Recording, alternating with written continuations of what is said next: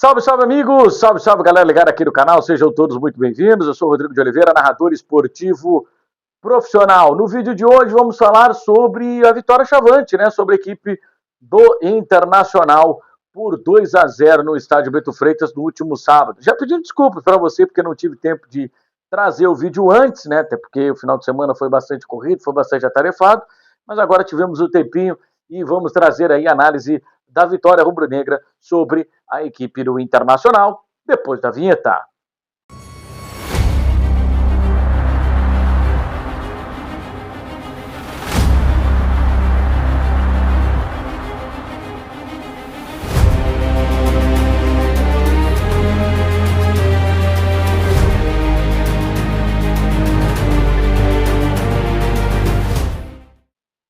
Antes de prosseguir com o vídeo, eu queria pedir para você, né? Se inscrever no canal, ativar as notificações clicando no sino, deixar o like, comentar e compartilhar. Vamos lá, pessoal, vamos falar então sobre a vitória do Grêmio Esportivo Brasil. O Brasil que venceu o Internacional por 2-0, Internacional Sub-23, né? O Internacional B, como é denominado na competição. O Brasil fez um jogo muito bom nos primeiros 45 minutos, 47 minutos.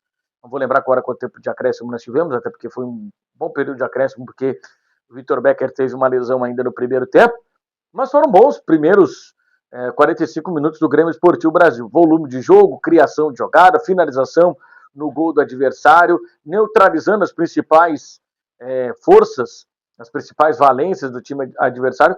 Foi um excelente primeiro tempo que o Brasil acabou tendo nesse duelo diante da equipe do Internacional.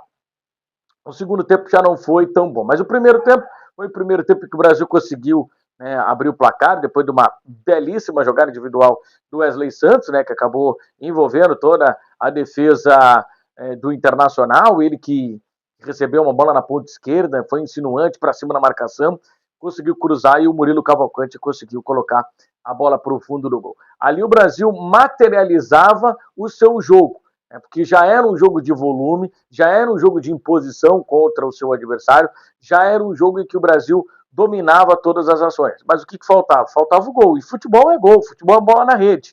E faltava isso para o Chavante. E aí o Chavante conseguiu, com o Murilo Cavalcante, colocar a bola para o fundo do gol. E o Brasil seguiu pressionando, o Brasil seguiu tendo as melhores oportunidades, o Brasil seguindo tendo volume de jogo e encurralando o seu adversário. O Inter, no primeiro tempo, encontrou muitas dificuldades. Não conseguiu sair do bloqueio defensivo montado pelo Brasil, do bom bloqueio defensivo montado pelo Brasil, e deu muita liberdade para os volantes. Os volantes do Brasil é que ditaram todo o ritmo do jogo. O Alan, camiseta número 5, o Murilo Cavalcante, camiseta número 8, foram jogadores que jogaram soltos, e eles se somaram aos jogadores da frente. Então o Brasil sempre atacava, né, além dos dois volantes, atacava também, né, com o Given pelo centro, o Wesley Santos pelo um lado, e o Silvano pelo outro, e se somando também ao Patricão. Então era uma força ofensiva muito grande por parte do Grêmio Esportivo Brasil, chegando com muita gente no ataque, gerando muito jogo, gerando muita criação e muita dificuldade para o time adversário, muita dificuldade para a equipe do Internacional. No segundo tempo, o Brasil volta com uma postura mais diferente. Espera um pouco mais o Inter, e o Inter também encurrala o Brasil no comecinho ali do segundo tempo. O técnico do Inter, o Mário Jorge, consertou a cabeça da área, não deu mais tanta liberdade nem para o Murilo Cavalcante e nem também para o Alan. O Brasil passou a ter muita dificuldade porque não teve superioridade numérica no meio campo. O Brasil não encontrou os lados do campo, o Silvano foi pouco acionado, o Wesley Santos também nem se fala no segundo tempo, foi muito pouco acionado, teve pouca vitória pessoal sobre os seus marcadores, e o Inter passou a ter mais gente no campo ofensivo, e aí gerou muita dificuldade para o Brasil. Se no primeiro tempo a dupla de volante estava só preocupada em atacar, no segundo tempo teve que se preocupar em defender, e aí o Brasil encontrou um pouquinho de dificuldade, mas nada que chegasse grandes chances claras de gol, e todas elas acabaram parando na mão do seguro goleiro Gabriel, que fez mais uma atuação assim dentro da sua normalidade, que é muito segura. Só que aí também tem a diferença de um time profissional para um time sub-20, para um time de uma categoria inferior. São mais jogadores, a maioria dos jogadores são sub-17. Então tem essa diferença de pegar um time mais experiente, um time mais calejado, um time mais preparado para essas circunstâncias, que era o Grêmio Esportivo Brasil. E aí, né, numa bola parada, o Brasil conseguiu colocar a bola para o fundo do gol, numa cobrança de escanteio do Silvano, e um belo cabeceio do jogo, que havia entrado no primeiro tempo no lugar do Vitor Becker, e ali o Brasil, né, sacramentava o seu resultado. A partir do 2-0, o jogo ficou totalmente controlado pelo Brasil. O Inter até tentou algumas investidas, tentou até em alguns momentos fazer gol, mas acabou sempre sendo neutralizado pelo sistema defensivo do Brasil. O Brasil até depois ali do segundo gol, ainda era metade ali do segundo tempo, ainda manteve o time um pouco mais aberto e depois acabou fechando um pouquinho mais a casinha, se resguardando mais, tirou o Patricão, botou mais gente ali de meio campo para tentar neutralizar as investidas do Inter e acabou dando certo. Aspectos positivos que a gente viu da partida do Brasil no sábado, que eu tive a oportunidade de narrar pela Rádio Pelotense lá no Beto Freitas. O sistema defensivo, mesmo com a saída do seu principal jogador do sistema defensivo, que é o Vitor Becker, depois da entrada do Jô, Felipe Camargo e Jô conseguiram ter um bom entrosamento.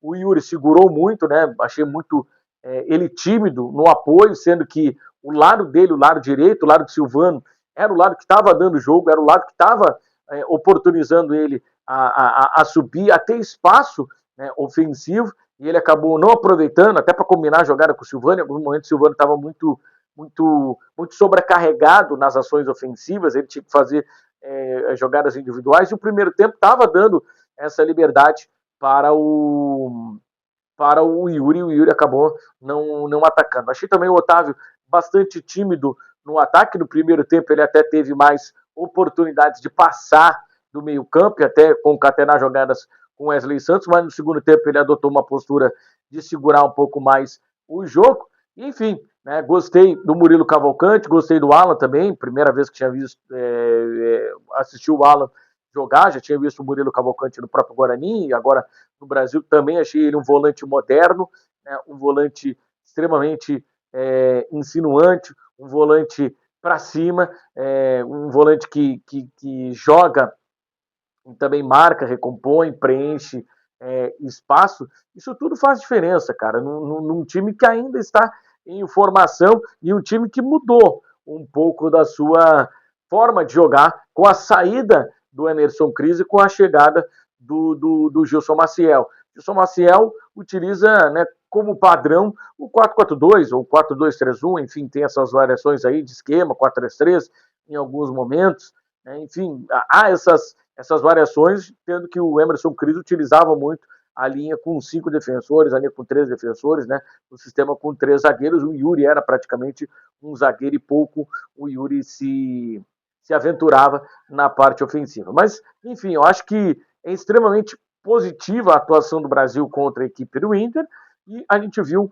um Brasil postar de uma forma diferente. Um Brasil que está mais entrosado, um time mais coeso, um time, me parece, mais com as características dos jogadores. Me parece que o Emerson Cris quis fazer uma mudança muito brusca.